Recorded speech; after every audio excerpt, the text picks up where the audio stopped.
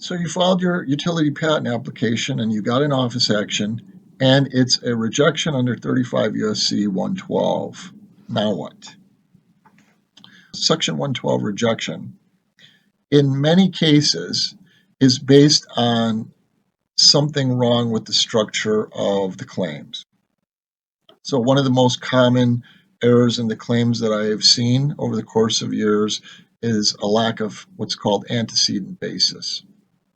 So in claims where you have several limitations, a widget comprising limitation A, limitation B, and limitation C, there are sometimes subcomponents to those limitations.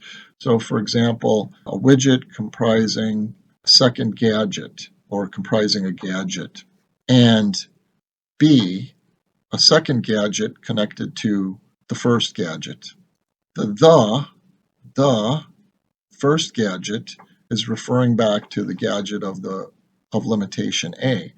If there was no the there, and it just said a widget comprising a gadget, a second gadget connected to a gadget or connected to gadget, and it didn't have a the, then it wouldn't be clear that the antecedent that gadget connected to the second gadget was referring to the first gadget.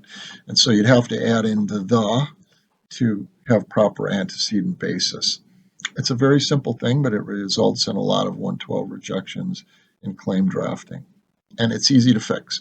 So the way it's fixed is by making an amendment to the claims to add that in, correct the antecedent basis, and the 112 rejection will, in that case, go away.